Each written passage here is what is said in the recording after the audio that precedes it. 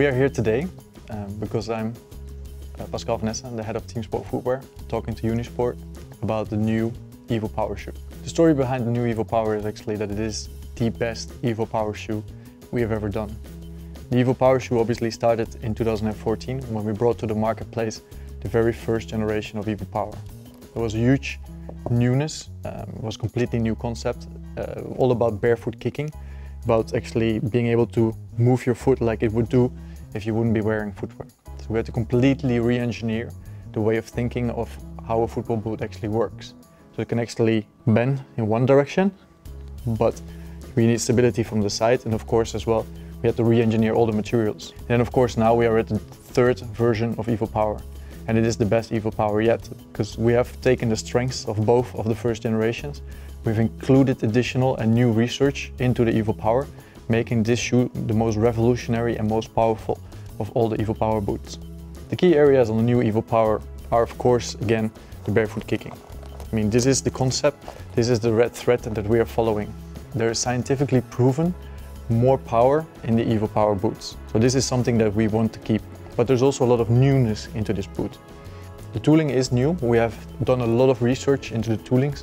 We have used and worked together with the University of Chemnitz, and there we found out that even additional focus on the stance leg is needed. The stance leg is obviously the leg you put next to the ball, and when you shoot, stability is very important. If you are stable as a person, your core is stable, you can put more accuracy and more power behind the ball. The flow of the power you can actually see nicely here through the traction-shaped studs that are black. This is the way that the power flows through your stance leg, and that's why we placed the traction-shaped studs there, so that you're actually more stable in your stance leg. There's actually very few things that have not changed. I think the only thing that has not changed is the name evoPOWER. Every shoe that we do, although the changes might not be visible, but we look back and go into all the different details on the shoe. We're very lucky that we have a very good stable of professional players that give us constant feedback. And by getting this feedback, we can always implement little changes, little upgrades that might not be visible, but they make a huge difference when you actually try on the shoes. And by combining the learnings from the evoPOWER generations and also the evo accuracy, we've been able to actually create the shoe. And if you look at the inner works of the product itself, you can actually see that the foam on the inside is somewhat exposed through the lining. You can see that there's a lot more of the accuracy foam included into the product again. For me personally, my thoughts about the evoPOWER is that it is the best shoe for me. It's the best shoe that I think, for me as a player, I'm not in a particular position anymore. I don't play that regularly anymore. So for me, it's a very good, well-balanced shoe. I like to wear it a lot. It's because it's comfortable. It's a very good weight, just above 200 grams. It's easy to break in. It's like you wear it from the box. So as a shoe, it's a very open shoe for any type of player, any age of player.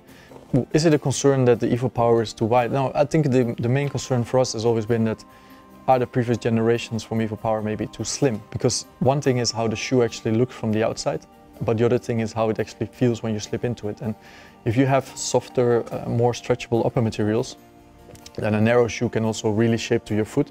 The danger is then is that if your foot is like this, but the plate is very tiny, that you actually step over the plate or you get an imbalance, and when you have a hard break that you actually go over the edge of the plate. So I think now we've actually found a better balance, is that where, for example, in the previous generations, maybe there was more material on the outside, we've now worked it into the inside.